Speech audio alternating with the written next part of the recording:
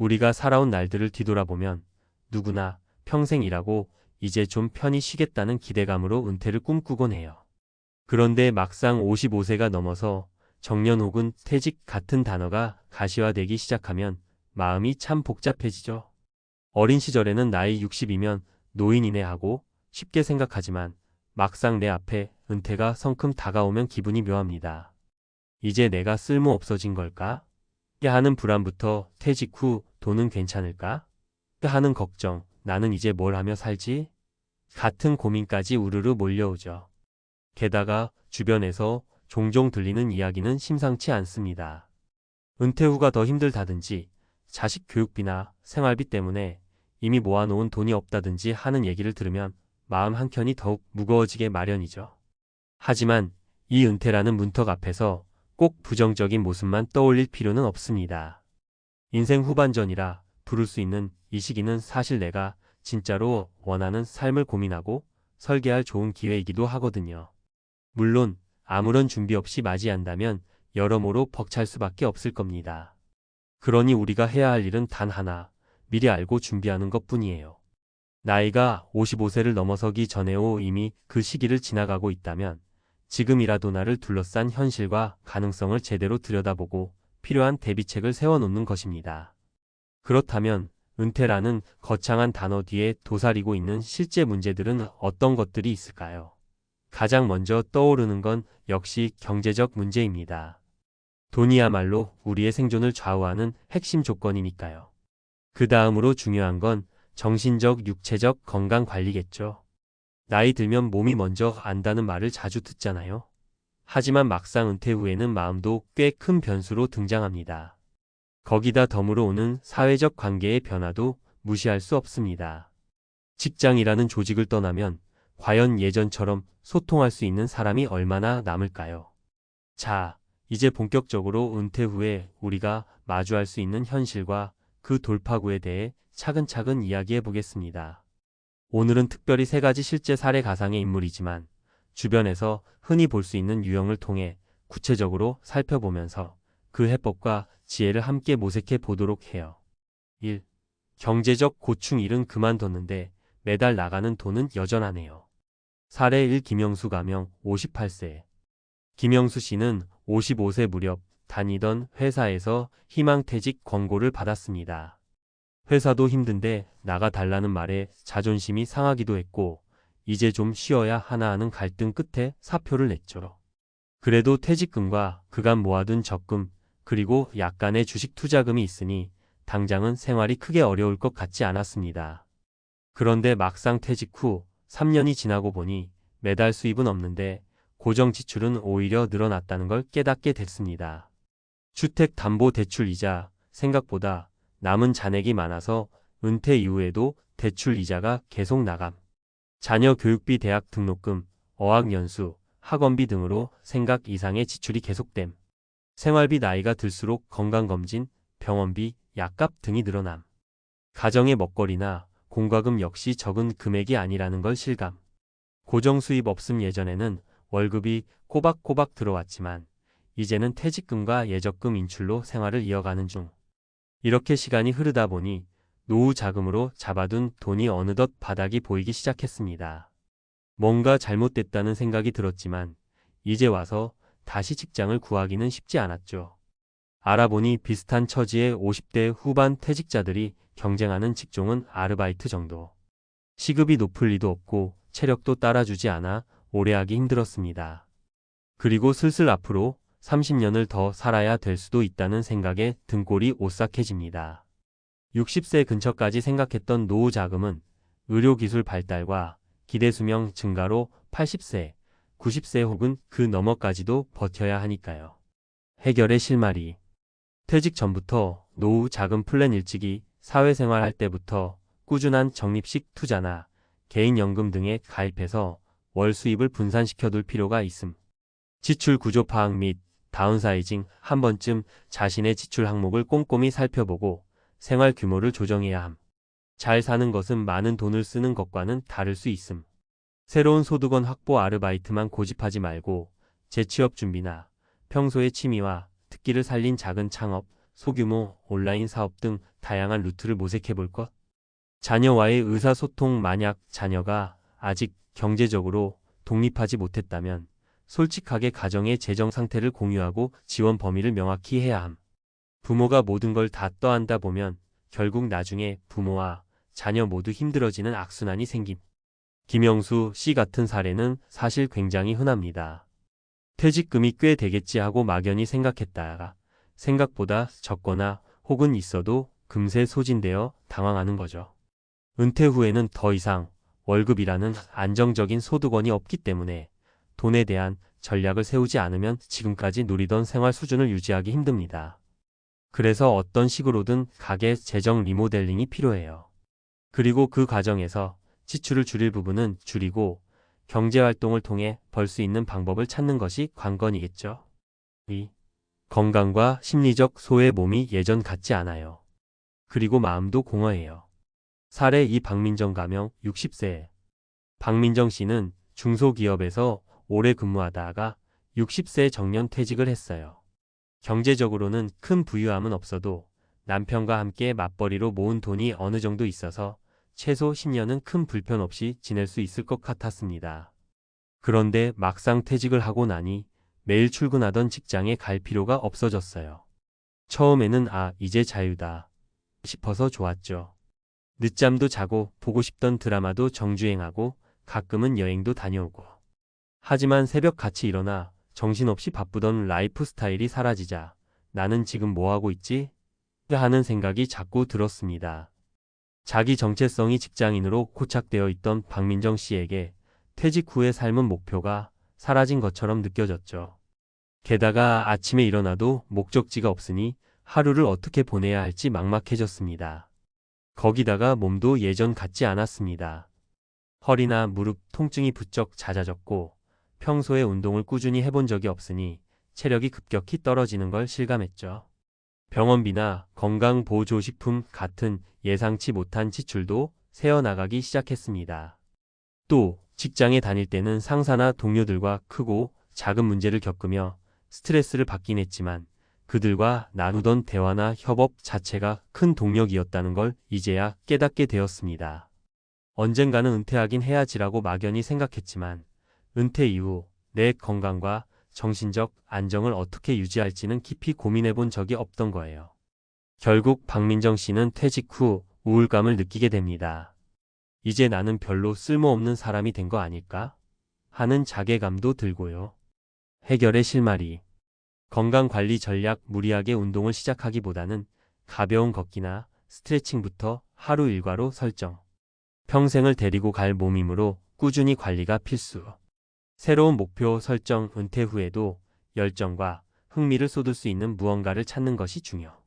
그것이 봉사활동이든 동호회 활동이든 혹은 배우고 싶었던 취미든 가리지 않고 시도해 볼 것. 심리지원. 퇴직 후 우울감이나 무력감이 느껴지면 가까운 친구나 전문 상담센터를 찾는 것도 좋은 방법. 다른 사람들과 소통할수록 삶이 훨씬 풍부해짐. 인간관계 유지 확장. 기존 직장 동료와의 연락을 유지하거나 새로운 사람들을 만날 수 있는 모임이나 커뮤니티에 참여. 사람 사이의 교류는 건강한 노후 생활의 핵심 자양분임. 박민정 씨처럼 정체성 상실과 건강 문제로 고민하는 분들은 의외로 많습니다. 현실적으로 우리는 젊었을 때부터 일과 가정, 육아 등으로 바쁘게 살아와서 퇴직 후 시간이 남아돌면 뭘 하고 살지? 를 진지하게 생각할 여유가 없죠. 그러나 막상 그 시간이 우리에게 주어지면 생각보다 외롭고 공허하다는 걸 알게 되곤 합니다. 여기서 중요한 건 은퇴 후에도 내가 주도적으로 할 수 있는 목표를 세우고 적극적으로 움직여야 한다는 점이에요. 몸이 예전 같지 않다는 핑계로 가만히 있으면 건강은 더 악화되고 우울감만 깊어집니다. 그러니 일찍부터 꾸준히 건강을 챙기고 사회적 관계를 유지하거나 확장할 수 있는 모임이나 활동을 찾아보는 게 좋습니다. 3. 가족. 사회적 관계의 변화. 집에만 있는데 가족과의 거리도 애매해졌어요. 사례 3. 이현주 가명 62세. 이현주 씨는 공기업에서 오랫동안 근무해 왔습니다. 한 집안의 가장 역할을 하며 그럭저럭 안정적인 생활을 해왔는데 어느새 정년 퇴직 시점이 다가왔죠. 평소 애정과 관심을 쏟을 시간이 부족했던 가족 관계를 은퇴 후에야 이제부터 열심히 아내 또는 남편, 아이들에게 다 해줘야지라고 마음먹고 있었습니다. 막상 퇴직하고 집에서 지내보니 오히려 가족들과의 관계가 조금 불편해지는 상황이 생깁니다. 예전에는 아침 일찍 나가고 저녁에 들어오는 일정한 패턴이었으니 가족과의 교류가 한정적이었어요. 그런데 이제는 늘 집에 있으니 자칫 배우자와 사소한 갈등이 잦아지고 아이들은 아빠 엄마가 집에 늘 계시네 하면서도 뭔가 써먹써먹해 합니다. 특히 배우자는 이미 퇴직 전부터 나름대로의 일상 루틴을 만들어 놨을 수 있거든요. 예를 들면 친구들과의 모임이나 자신만의 취미 생활을 즐기던 중에 갑자기 은퇴한 남편 혹은 아내의 집 안에서 모든 걸 통제하려 들면 부딪히기 시작합니다. 왜 갑자기 집에만 붙어 있어? 내 시간은? 이런 생각이 들 수 있는 거죠. 또 이현주 씨는 직장이라는 사회적 지위가 없어지면서 대외적으로 자신을 회사 부장이라고 소개할 수 없게 되자 어딘가 모르게 자존심이 상하고 공허함을 느낍니다. 평소에 하던 인맥 모임도 막상 직장을 그만두고 나니 소원해집니다. 업무와 관련해서 형성된 인간관계가 대부분이었으니까요. 해결의 실마리. 가족 간 소통 은퇴 후에 라이프 스타일 변화에 대해 미리 대화하고 서로의 기대와 바람을 솔직히 공유하는 과정이 중요. 부부관계 재정비. 그동안 직장 생활에 치여 소원해진 부부가 은퇴 후 더 많이 얼굴을 마주하게 되면 갈등이 생길 수 있음. 같은 공간에서 지내더라도 적절한 거리와 각자의 활동 영역이 필요함. 사회적 관계 확장. 직장 밖에서 새로운 모임이나 단체에 가입해 볼 것. 취미 모임, 봉사단체, 지역 사회활동 등을 통해 새로운 사람들을 만나면 생각지도 못했던 즐거움이 생길 수 있음.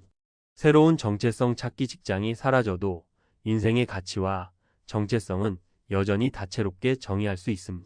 나는 누구인가? 를 다시 묻고 스스로를 여러 측면에서 확장해 나가는 기회로 삼을 것. 이현주 씨의 이야기는 가족 관계와 사회적 관계 모두에서 은퇴 후 발생할 수 있는 갈등을 잘 보여줍니다. 바쁜 와중에도 가족이었는데 왜 지금은 불편하지? 하고 당황할 수 있어요. 하지만 사실은 각자의 공간과 시간이 급격히 뒤섞이면서 생기는 낯설음인 거죠. 오랫동안 한 길만 달려온 만큼 가정 내에서 나의 자리, 배우자와 자녀의 심리적 영역을 서로 존중해주는 게 필요합니다. 그리고 더 나아가 직장 중심의 인간관계가 사라지더라도 은퇴 후에 내가 새롭게 소속될 수 있는 작은 커뮤니티를 찾아보는 게 삶의 질을 높이는 핵심 열쇠랍니다. 은퇴 후 삶을 위한 핵심 포인트 정리. 재정 설계. 은퇴 전부터 꾸준히 준비하자. 투자, 적금, 개인연금, 주택연금 등 다양한 대안을 알아보고 월 소득 파이프라인을 최대한 나눠둬야 한다. 은퇴 후에는 지출을 줄이는 다운사이징도 적극적으로 고려하자. 차 크기, 주거 형태, 소비 습관 등을 재점검해보면 좋다. 자녀와의 재정 분리를 어느 시점에 할 것인지, 어떻게 할 것인지 구체적으로 계획을 세우자.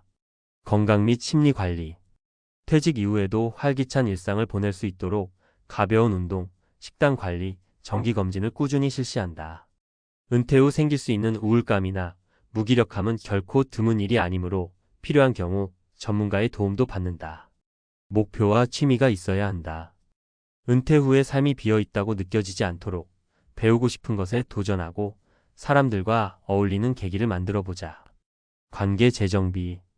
가족과 미리 대화해 은퇴 후 생활 패턴의 변화에 대한 기대치와 가정 내 역할 분담, 예산 등에 대해 충분히 얘기한다. 부부 관계는 동반자로서 다시 성장할 기회가 될 수도 있지만 동시에 작은 일로도 갈등이 깊어질 수 있으므로 서로 존중과 배려가 필수다. 사회적 관계 맺기를 주저하지 말자. 직장이라는 틀이 사라졌을 뿐 사람으로서의 당신은 여전히 귀한 존재다. 자아 정체성 확립. 직장 지위가 사라지더라도 개인의 가치는 변함이 없다. 자신이 평소에 꿈꿨던 공부나 취미 혹은 사회 공헌 활동 등을 통해 새로운 자아를 발견해보자. 나는 은퇴자다가 아니라 나는 인간 김호호이다 라는 관점으로 접근하면 훨씬 더 다채롭게 미래를 설계할 수 있다. 결론. 은퇴 후 인생, 준비된 자에겐 새로운 기회. 사실 우리는 은퇴 후가 더 힘들더라라는 얘기를 너무 쉽게 듣습니다. 또 조금만 더 일찍 준비했더라면 좋았을 텐데라고 후회하는 사람들의 이야기 역시 주변에서 흔히 접하죠. 그럼에도 불구하고 많은 사람들이 정작 퇴직 직전까지도 별다른 계획 없이 일만 하다가 훅 은퇴를 맞이합니다. 그럼 이제 어떻게 해야 할까요? 가장 중요한 건 지금부터라도 차근차근 준비를 시작하는 것입니다. 아직 은퇴가 좀 남은 분이라면 월급의 일정 부분을 꼬박꼬박 노후 대비 저축이나 연금에 넣어두고 건강 관리를 꾸준히 하며 은퇴 이후 어떤 일을 하고 싶은지 구체적으로 생각해보는 게 좋습니다. 이미 은퇴를 하신 분이라면 너무 늦었다고 포기하기보다 이제부터 새 시작이라고 생각하고 내 삶을 다시 디자인해 보세요. 사회가 빠르게 변하고 있고 평균 수명은 계속 늘어나고 있습니다. 앞으로 20년, 30년, 어쩌면 더 길게 살아갈 수 있는데 은퇴했다는 이유만으로 그냥 소일거리로 시간을 흘려보내기엔 너무 아깝습니다. 인생 후반전은 생각보다 긴 레이스라는 거죠. 누군가는 소소한 창업을 하고 누군가는 전문가 과정을 새로 공부해 자격증을 취득하고 누군가는 여행 작가나 자원봉사자가 되어 인생을 펼칠 수도 있습니다. 그러려면 뭐든 먼저 시도해야겠죠. 새로운 환경에 몸을 던지면 그곳에서 또 다른 역할과 가치를 발견하게 됩니다. 김영수 씨, 박민정 씨, 이현주 씨 같은 사례에 속한 사람들이라 해도 아직 늦지 않았다는 점을 꼭 기억하셨으면 좋겠어요. 요약하자면 돈, 건강, 관계, 정체성이 4가지를 균형감 있게 준비하고 관리하는 사람이 은퇴 후의 고비를 극복할 수 있습니다. 물론 인생이 언제나 계획대로만 흘러가는 건 아니에요. 그렇지만 준비된 자와 준비되지 못한 자의 인생은 분명 큰 차이가 납니다. 그리고 그 차이는 50대 후반부터 60대 초중반 혹은 그 이후부터 점점 더 벌어지게 되는 게 현실이죠. 이 글을 읽으시는 모든 분들이 인생 후반전을 맞이하기 전에 혹은 이미 은퇴를 하고 조금 늦었다고 느끼는 바로 지금 내 삶의 재정비를 시작해 보셨으면 합니다. 55세 이후로 시작되는 노후 생활은 결코 치열하고 참혹하기만 한 전쟁터는 아니에요. 제대로 준비하고 마음가짐을 다듬으면 오히려 새로운 가능성과 행복을 발견할 수 있는 인생의 후반전 무대가 될 수 있습니다. 그러니 이제부터라도 자신의 과거 커리어나 쌓아온 경험을 잘 정리해보고 남은 삶을 어떻게 더 의미 있게 보낼지 구체적인 목표를 설정해보세요. 작은 단계부터 서서히 실천하는 것이 중요합니다. 퇴직 후 아무것도 할 수 없다고 좌절하기보다는 무엇이든 시도할 수 있다고 스스로를 격려하면서 한 걸음씩 내딛어 봅시다. 인생 후반전의 생존 게임이라 불릴 만큼 치열해질 수도 있지만 그건 준비되지 않은 상태에서의 모습이기도 합니다. 여러분께서는 미리 대비하고 혹은 지금부터라도 늦지 않게 발걸음을 떼어보세요. 결국 인생은 도전하는 사람을 기다리고 있거든요. 새로운 길은 언제나 열려 있습니다. 부디 지금 이 글을 통해 막연한 두려움이나 걱정 대신 구체적인 실천과 긍정적인 마인드를 가지게 되시길 바랍니다. 그리고 무엇보다 건강을 지키며 가족과 사회 속에서 다시 한번 내 존재를 빛낼 수 있는 기회를 찾으시길 응원합니다. 길고 긴 인생에서 퇴직 후는 끝이 아니라 또 다른 시작이 될 수 있다는 걸 잊지 마세요. 여러분이 마주할 내일이 조금 더 밝고 긍정적이길 진심으로 바라며 이만 글을 맺겠습니다. 감사합니다.